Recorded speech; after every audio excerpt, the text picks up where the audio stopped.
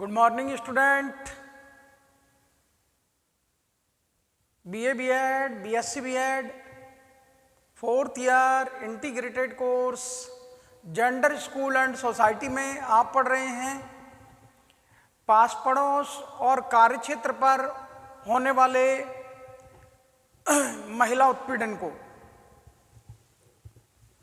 प्रशिक्षणार्थियों, महिलाओं के साथ होने वाला उत्पीड़न कोई नई बात नहीं है। प्राचीन काल से ही महिलाएं उत्पीड़न का शिकार रही हैं। चाहे रामायण काल की बात हो, रावण के द्वारा सीता जी का हरण कर लिया गया, चाहे महाभारत काल की बात हो, द्रौपदी जी का चीर हरण किया गया। मैं समझता हूं धर्म के प्रभाव से, समाजीकरण के प्रभाव से या धार्मिक विचारधाराओं से या धर्म में महिलाओं का जो स्थान निर्धारित कर रखा है उससे और समाज के इस ताने बाने से जो पुरुष की प्रधानता बना रखी है उससे महिलाओं का उत्पीड़न होता आ रहा है। प्रशिक्षणार्थियों, पास पड़ोस और कार्यक्षेत्र में होने वाले उत्पीड़न के बारे में हम चर्चा कर रहे हैं, जिसमें परिवार, समाज, कार्यक्षेत्र और सार्वजनिक स्थल, स्कूल, कॉलेज, कोई भी स्थान ऐसा नहीं रहा जहां महिलाओं के साथ में उत्पीड़न ना होता हो। इस कार्य के होने से, उत्पीड़न के होने से महिलाओं को शारीरिक, मानसिक, संवेगात्मक और उनकी गति अवरुद्ध हो जाती है। ये कष्ट उठाना पड़ता है शारीरिक, मानसिक और उनके विकास की गति अवरुद्ध हो जाती है। प्रशिक्षणार्थियों, हमारे पास पड़ोस के वातावरण का हमारे ऊपर प्रतिकूल और अनुकूल दोनों ही प्रकार का प्रभाव पड़ता है। अगर आपके पड़ोसी अच्छे हैं तो आपके ऊपर उनकी अच्छाई का प्रभाव पड़ता है। पड़ोसी बुरे हैं तो उनकी बुराई का आपकी अच्छाई पर प्रतिकूल प्रभाव पड़ता है। ये प्रभाव पड़ना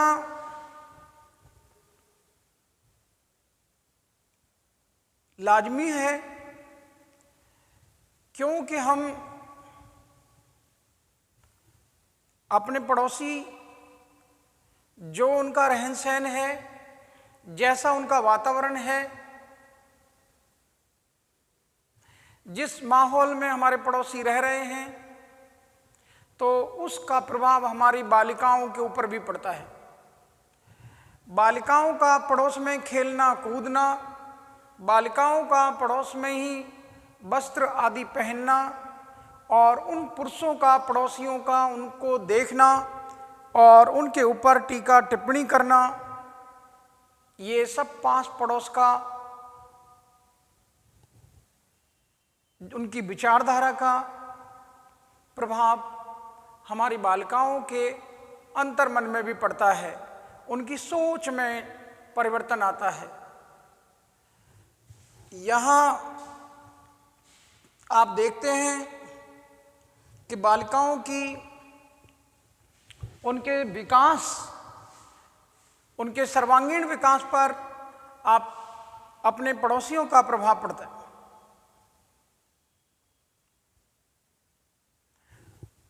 आप देखते हैं कि मनुष्य एक सामाजिक प्राणी है और वो बिना पास पड़ोस के जीवन जी नहीं सकता। उसको समाज में आकर ही चैन करार मिलता है। वो कहीं जंगल में जाकर दूर झोंपड़ी बना ले, लेकिन अपने इंसानों से उसके रिश्ते बरकरार रहते हैं, वहाँ उसको आना पड़ता है और या इंसानों के पास में आकर ही उसकी पूर्ति होती है, क्योंकि मनुष्य सामाजिक प्राणी है। वो समाज के बिना उसका अस्तित्व नहीं। जैसा कि अरस्तु जी ने कहा है, यूनान के बहुत बड़े विद्वान, कि जो मनुष्य समाज में नहीं रहता वो या तो देवता है या फिर पशु। उन्होंने दोनों तुलना बहुत अच्छे ढंग से की है कि जो मनुष्य समाज में नहीं रहता वो या तो देवता है या पशु है। तो हम सामाजिक प्राणी हैं, बिना समाज के हम रह नहीं सकते, तो बिना पड़ोस के भी हम रह नहीं सकते। हमारे पड़ोसी के वातावरण का हमारे बच्चों पर प्रभाव पड़ता है। प्रशिक्षणार्थियों,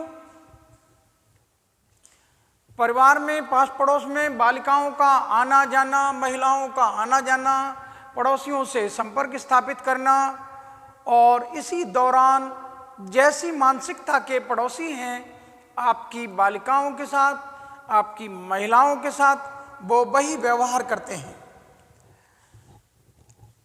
ये जो प्रभाव की बात की जा रही है, अगर महिलाओं का आपके पड़ोसियों के द्वारा उत्पीड़न किया गया है तो महिलाएं आवाज नहीं निकालती, वो उस उत्पीड़न के खिलाफ आवाज नहीं उठाती हैं। उनको डर सताता रहता है कि अगर परिवारजनों से कहा गया तो वो हम ही को दोषी ठहराएंगे। जैसा कि उनकी पीढ़ियों में उनकी अन्य महिलाओं के साथ में ये घटना हुई और उनको ही दोषी पाया गया, उनको ही दोषी परिवार के लोगों ने बताया।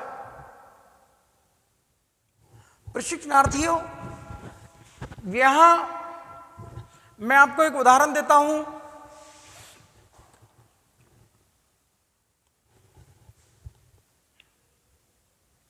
नाइन्टी 95% मामले ना थाने में आते हैं, ना महिला आयोग में आते हैं। महिलाओं के साथ पास पड़ोसियों के द्वारा कार्यक्षेत्र पर होने वाले उत्पीड़न के विरोध में न महिलाएं 95% थाने जाती हैं, न 95% महिलाएं महिला आयोग में जाती हैं। महिला आयोग का और थानों का ये कहना है कि जब हमारे पास शिकायतें आएंगी नहीं तो हम कार्रवाई कैसे करेंगे, किस पर करेंगे और इंसाफ कैसे मिलेगा। ये कहना है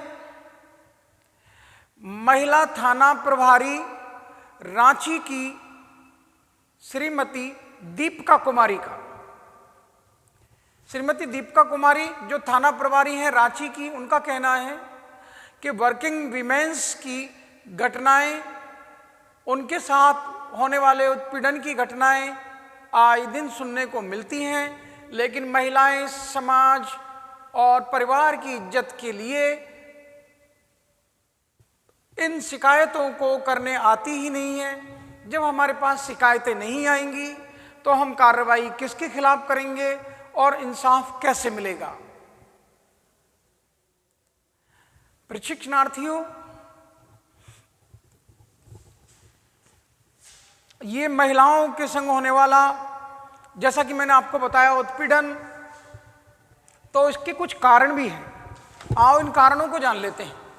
पास पड़ोस और कार्य क्षेत्र में होने वाले महिला उत्पीड़न के कारण, इसको पूरा कर लीजिए, कारण कर देता हूं।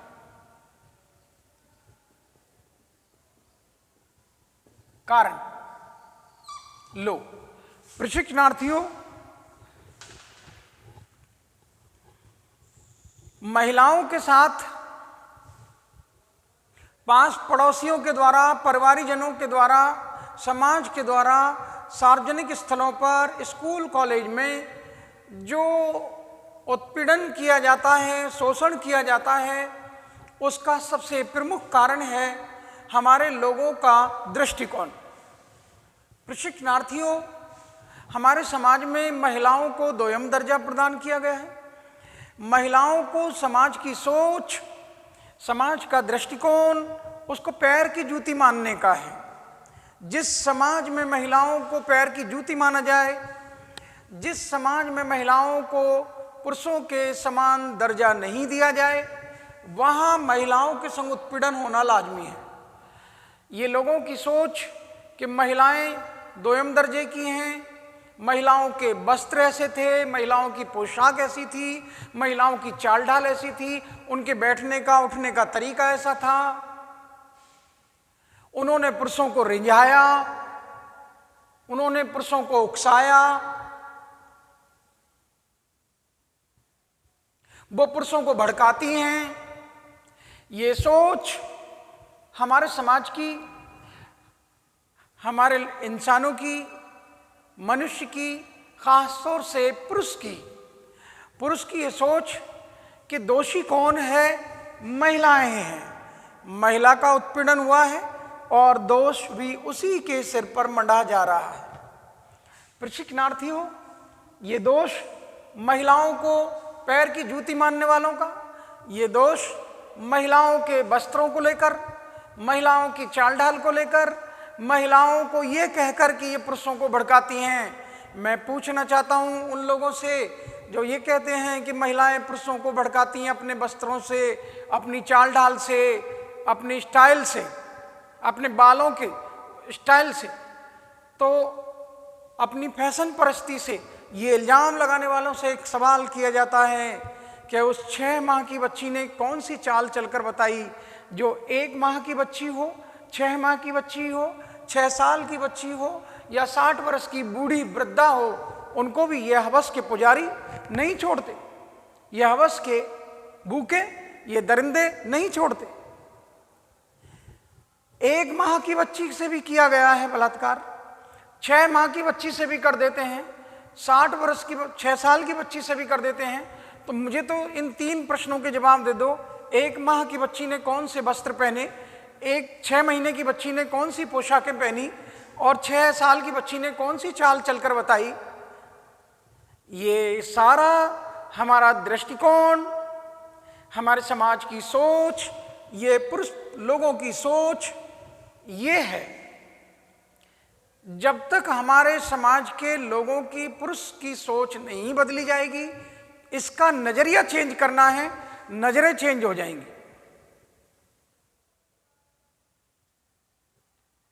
नजरिया बदल कर देखो, नजारे बदल जाएंगे।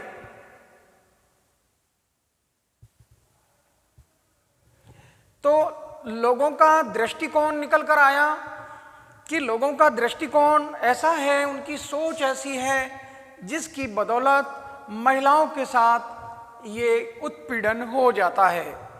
प्रशिक्षणार्थियों, लोगों के दृष्टिकोण को बदलना होगा, लोगों के दृष्टिकोण को चेंज करना होगा, तब जाकर हम महिलाओं के संग होने वाले उत्पीड़न को रोक पाएंगे। नंबर 2, महिलाओं की चुप्पी। एक पक्षी को अगर पिंजरे में बंद कर दिया जाए तो वो उड़ना भूल जाता है। लंबे समय से, प्राचीन काल से महिलाओं की पीढ़ियों से ये होता चला आ रहा है। महिलाओं के साथ लंबे वक्त से ये शोषण, ये उत्पीड़न होता चला रहा है। जैसा कि मैंने सीता जी के हरण का उदाहरण दिया, द्रौपदी जी के चीर हरण का उदाहरण दिया, और न जाने इतिहास उठाकर देख लीजिए, हमारे शास्त्रों को उठाकर देख लीजिए, आपको मिल जाएगा कि महिलाओं के संग उत्पीड़न लंबे समय से होता आ रहा है। जिस पक्षी को पिंजरे में कैद कर दिया गया हो, महिलाओं को चुप चुप रहने के लिए, सब कुछ सहन करने के लिए शिक्षा प्रदान की जाती हो, उसकी माँ ने कभी जुबान नहीं खोली तो वो कैसे बोल जाएगी। ये सोच, ये महिलाओं की चुप्पी, वो कभी भी अपने साथ होने वाली घटना को अपनी माँ से तो कह देती हैं, लेकिन अपने पिता के साथ अपने कष्टों को नहीं बताती। उनको डर इस बात का है कि अगर हमने पिताजी को ये बात बता दी, भैया को ये बात बता दी, तो वो हमारा घर से बाहर जाना, घर से बाहर से घर में आना ये बंद हो जाएगा और आनन फानन में हमारा जल्दी से जल्दी विवाह कर दिया जाएगा और कहीं भी किसी के साथ हमको बांध दिया जाएगा। ये डर उनको सताता रहता है और महिलाएं चुप चुप रहती हैं, सब कुछ सहन करती रहती हैं। चुप चुप रहना और कष्टों को सहना ये उनके जीवन की उनकी तकदीर बन जाती है। प्रशिक्षणार्थियों, महिलाओं के चुप रहने से काम नहीं चलेगा। महिलाओं को अपनी चुप्पी तोड़नी होगी। उनको जो सहन शक्ति होती है उसकी भी कोई सीमा होती है। कहाँ तक बर्दाश्त करें? अब आपने बर्दाश्त बहुत कर लिया, अब अपनी जुबान खोलिए। तो महिलाओं की चुप्पी भी बहुत बड़ी भूमिका अदा करती है महिलाओं के होने वाले उत्पीड़न में। अगला बिंदु है पुरुष प्रधान समाज। प्रशिक्षणार्थियों ऐसा मानते हैं कि वंश की गरिमा, वंश का उद्धार करने वाला, वंश को चलाने वाला और पिता के लिए मुखाग्नि देने वाला, उनकी चिता को मुखाग्नि देने वाला और उद्धार करने वाला सब कुछ पुरुष ही है। ये हमारे पुरुष प्रधान समाज की देन, जिसमें ऐसा मानते हैं कि पुरुष ही धर्म का पालन करता है, पुरुष ही अर्थ कमाता, धन कमाता है और पुरुष ही पालन पोषण करता है। महिलाओं का कार्य है घर गृहस्थी को संभालना। तो ऐसी प्रधानता की वजह से महिलाओं के साथ भी उत्पीड़न होता है।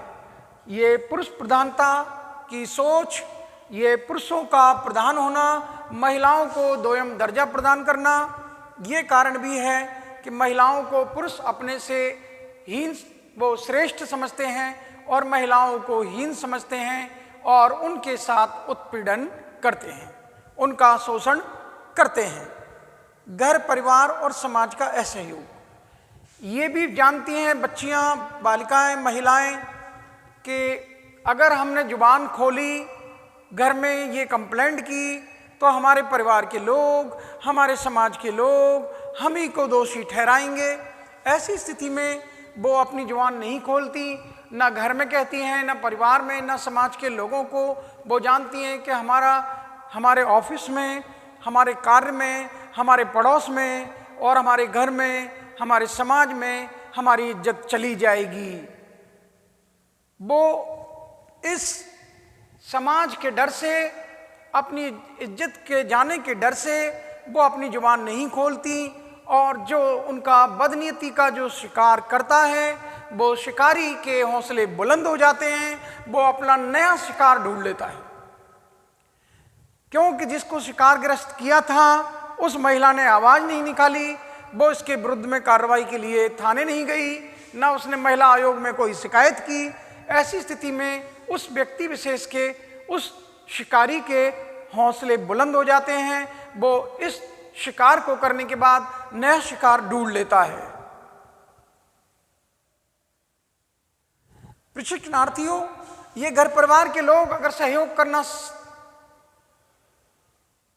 शुरू कर दें तो महिलाओं के साथ में होने वाली जाति को, महिलाओं के साथ में होने वाले उत्पीड़न को पास पड़ोस में और कार्य क्षेत्र में रोका जा सकता है। अशिक्षा अज्ञानता अंधकार की ओर ले जाती है, ज्ञान प्रकाश की ओर ले जाता है। प्रशिक्षणार्थियों, हमारा महिलाओं की बहुत बड़ी संख्या, हमारे देश की महिलाओं की बहुत बड़ी संख्या अशिक्षित है। खासतौर से 2011 की जनगणना के अनुसार राजस्थान में 47% आबादी महिलाओं की शिक्षित है, साक्षरता दर उनकी 47% है और महिलाओं की पूरे देश में 65% है। मैं समझता हूँ 2020 चल रहा है तो महिलाओं की साक्षरता दर को हम 60 कर लेते हैं तो अभी 40% महिलाएं राजस्थान में पढ़ी लिखी नहीं हैं और देश की महिलाओं को हम अगर 70 भी कर लेते हैं तो देश की 30% महिलाएं 2020 तक पढ़ी लिखी नहीं हैं। प्रशिक्षणार्थियों और भी बढ़ा लीजिए, अनुमान है, अभी जनगणना होगी तब पता लग जाएगा साक्षरता दर का। मैं समझता हूं प्रशिक्षणार्थियों, ये कुछ समाज ऐसे हैं जिनमें अज्ञानता, अशिक्षा बहुत मात्रा में है। अनुसूचित जनजाति, अनुसूचित जाति और अल्पसंख्यक समाज की महिलाएं आज भी, दलित समाज की महिलाएं आज भी शिक्षा से वंचित हैं। खासतौर से ग्रामीण क्षेत्रों में और शहरी क्षेत्रों में ये अंतर आपको काफी मात्रा में देखने को मिल जाएगा कि ग्रामीण और शहरी क्षेत्रों में भी अंतर देखने को मिलता है। ग्रामीण क्षेत्र की महिलाएं बहुत कम मात्रा में पढ़ी लिखी हैं, जबकि शहरी क्षेत्रों में महिलाएं शिक्षित हैं। तो एक अंतर ये भी है कि ग्रामीण क्षेत्र की महिलाएं कम पढ़ी लिखी हैं, अशिक्षित ज़्यादा है उनकी संख्या।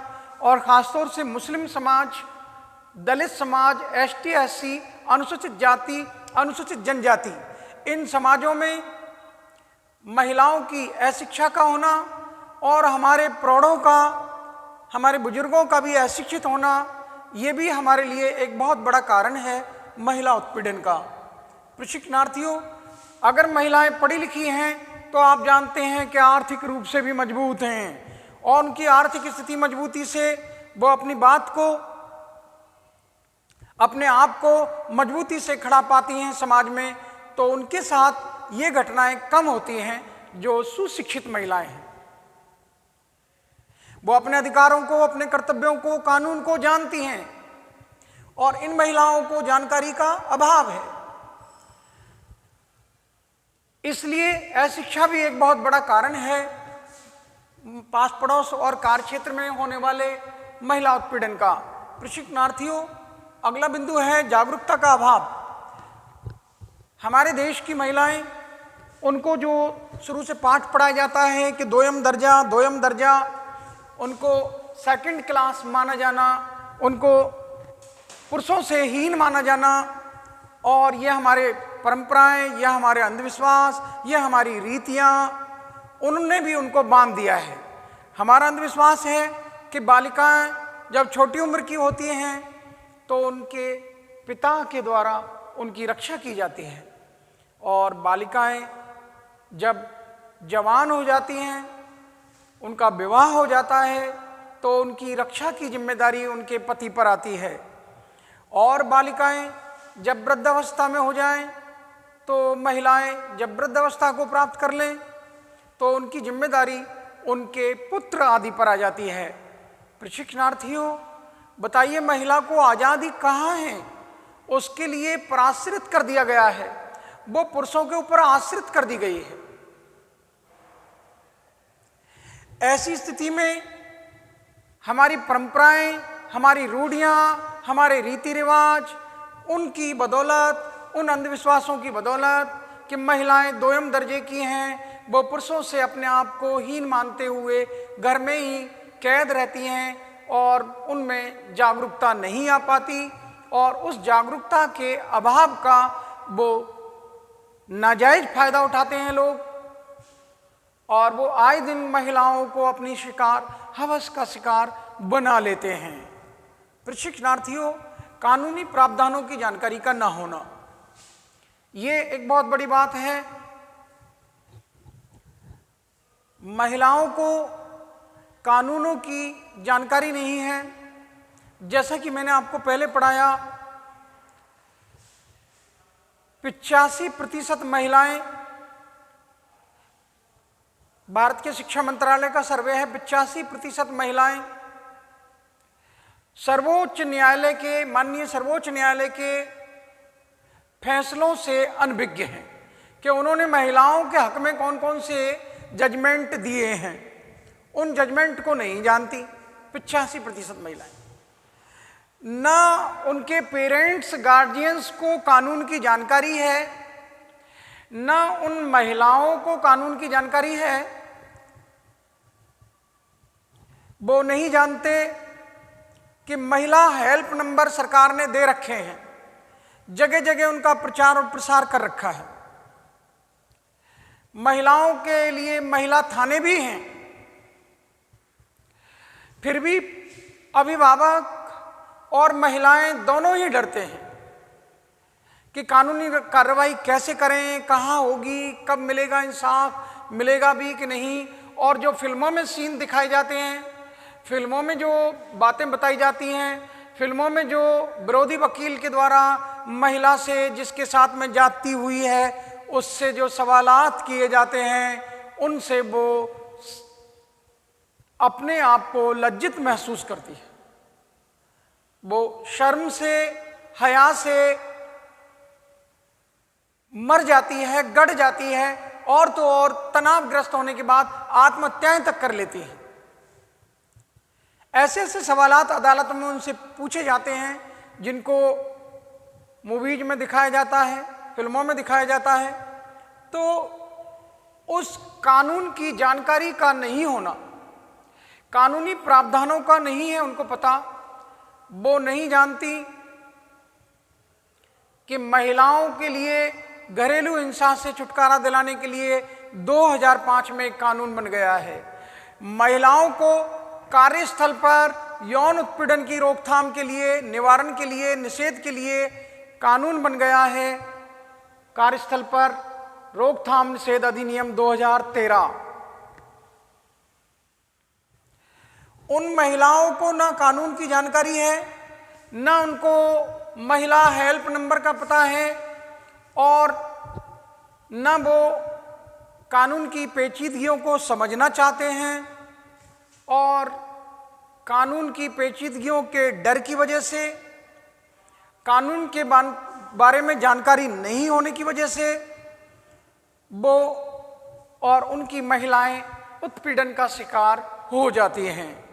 प्रशिक्षणार्थियों, अगला बिंदु है आर्थिक कमजोरी का। महिलाओं के लिए, जैसा कि मैं आपको पहले बता चुका हूं, वो अपने पिता के सामने हाथ फैलाती हैं पैसों के लिए जब वो छोटी थीं। अब बड़ी हो गई, विवाह हो गया, तो पति के आगे हाथ फैलाती हैं। और जब वृद्धावस्था को प्राप्त हो गई और उनने धन कमा भी लिया है, तब भी वो पुत्र आदि के आगे हाथ फैलाती हैं। उनको पराश्रित कर दिया गया है। आर्थिक स्थिति उनकी मजबूत नहीं है, और उसकी आर्थिक पराश्रितता के कारण, उसकी आर्थिक पराधीनता के कारण पुरुष उनको अपनी हवस का शिकार बना लेते हैं। उनकी आर्थिक कमजोरी, पुरुषों के समान वेतन नहीं मिलना, उनको जानकारी नहीं है कि 1976 में समान कार्य के एवज में समान पारिश्रमिक अधिनियम 1976 बन गया था। अर्थात कोई महिला और पुरुष एक जैसा कार्य करते हैं तो उनको एक जैसा वेतन दिया जाएगा, ऐसा कानून है।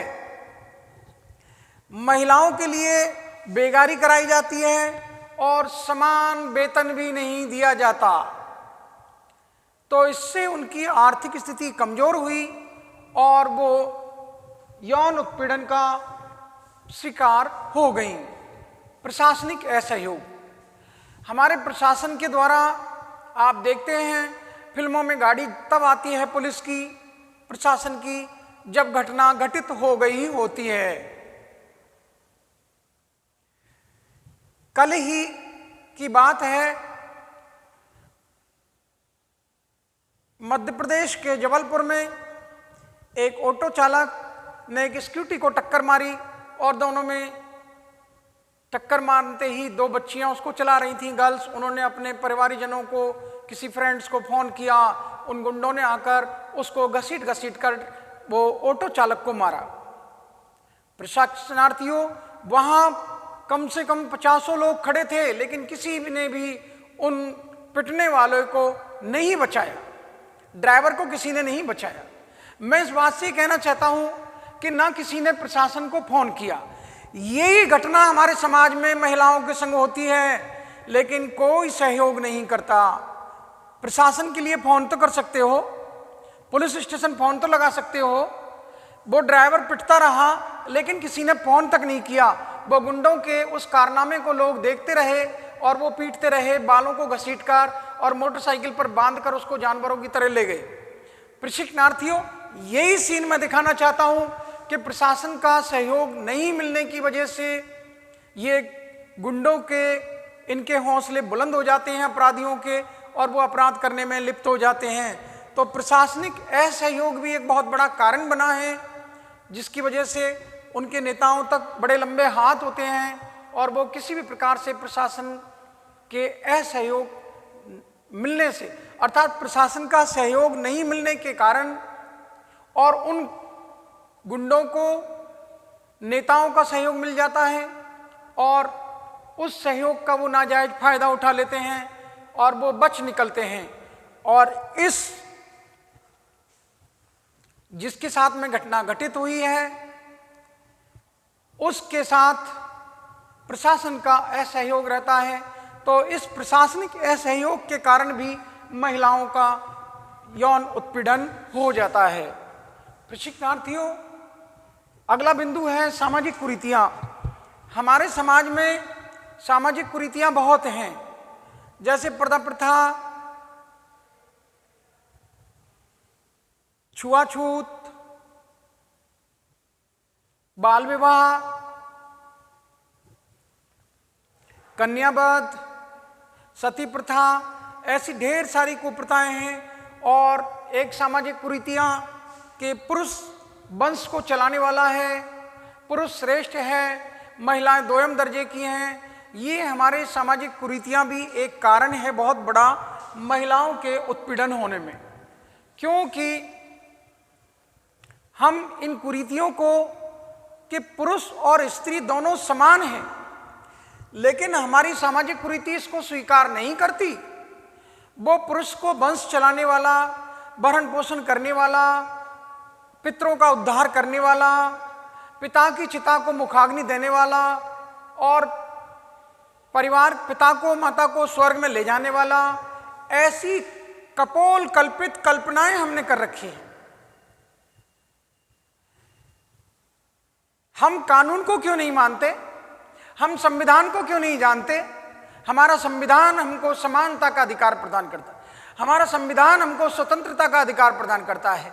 तो भारत के वो समस्त स्त्री और पुरुष जिनको अवसरों की समानता दी गई है, जिनको भाषण और अभिव्यक्ति की स्वतंत्रता दी गई है, जिनको विचारों की अभिव्यक्ति की स्वतंत्रता दी गई है, वे क्यों ना उस कानून पर अमल क्यों नहीं करते, उस कानून पर चलते क्यों नहीं?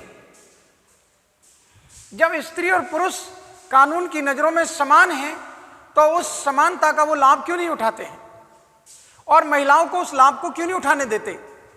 सवाल इस बात का है कि हम अपनी इन सामाजिक कुरीतियों को जब तक नहीं बदलेंगे तब तक हम महिलाओं के संग होने वाले उत्पीड़न को, चाहे वो कार्यस्थल पर हो, चाहे वो पास पड़ोस में हो, चाहे वो परिवार में हो, चाहे वो समाज में हो, चाहे वो सार्वजनिक स्थल पर हो, चाहे वो स्कूल कॉलेज में हो, कहीं भी हो, वो उनके साथ शोषण होता रहेगा। प्रशिक्षणार्थियों, हमको इन कारणों का निवारण करना होगा और इन कारणों का निवारण करने के बाद ही हम पास पड़ोस और कार्य क्षेत्र पर होने वाले उत्पीड़न से छुटकारा पा सकते हैं। मैं आपके लिए, आपने बड़ी विनम्रता से मेरे पाठ को सुना, समझा और जाना, मैं धन्यवाद ज्ञापित करता हूं। आपने बड़ी विनम्रता पूर्वक मेरे पाठ को सुना, समझा। और प्रशिक्षणार्थियों, अगर समझ में नहीं आता है पूछिएगा, आपके तमाम प्रश्नों के जवाब दिए जाएंगे, उचित प्रश्नों के उचित जवाब दिए जाएंगे। मैं आपके लिए पुनः धन्यवाद ज्ञापित करता हूं। Thank to all of you.